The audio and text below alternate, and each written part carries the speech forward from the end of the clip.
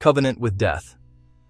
I've mentioned this before, but we'll post it here again. New Christians tend to get excited about their newfound faith in Yeshua and dive right into Bible study. Where do the majority of them start? Revelation. If not the Revelation, they'll start with the New Testament. You shouldn't do that. Well, you can, but you may not get as much out of it. You don't sit down to watch a Marvel movie at the last 15 minutes of the movie. You'll end up watching this awesome battle, the earth has been saved, etc., but you'll have no idea why the battle was fought, or who the characters are, who are the good guys versus bad guys, etc., etc. You need to start your biblical studies on a good foundation. That foundation is Moses, the Torah, Genesis, Exodus, Leviticus, Numbers, and Deuteronomy. The beginning of the story, in other words. The rest of the story is all going to point back to Moses. The prophets were all like, "Hey, don't forget Moses." The New Testament writers elaborated on the Old Testament. Yeshua referred us to the Old Testament. You need to start at the beginning and your foundation will be set more firmly. Anyway, moving on in reference to Daniel's 70th week. We're looking for some type of security agreement, peace treaty, license to begin daily sacrifices on the Temple Mount. Whatever you want to call it. We're watching for this. Daniel 9:27.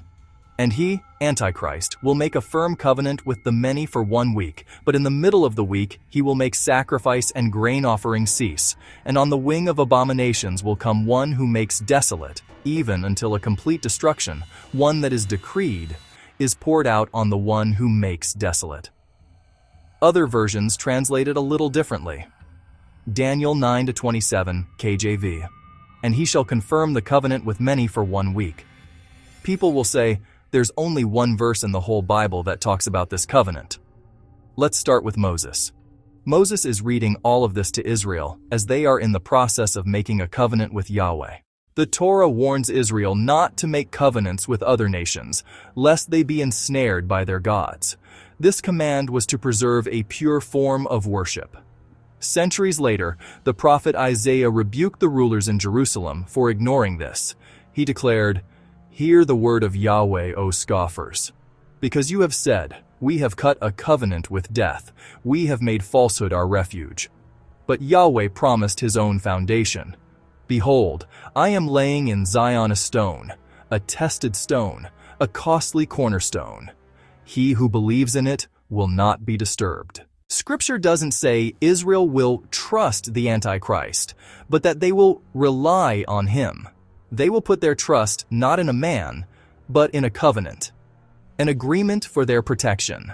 The prophet Daniel elaborates on this. He speaks of a future prince, the Antichrist, who will make a firm covenant with the many for 1 week, a 7-year period. But in the middle of the week, he will make sacrifice and grain offering cease. On the wing of abominations will come one who makes desolate. A complete destruction is decreed for the one who makes desolate. And in that day, Israel will no longer rely on deception, but will put their full trust into Yeshua. A 7-year covenant will be made. But at its midpoint, the agreement will be broken, sacrifices will cease, and the abomination of desolation will be set up.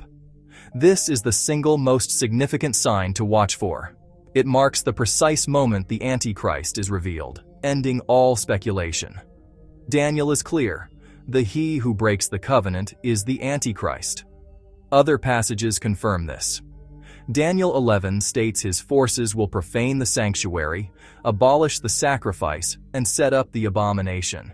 And Daniel 12 gives an additional timeline. From the moment the sacrifice is abolished, there will be 1,090 days.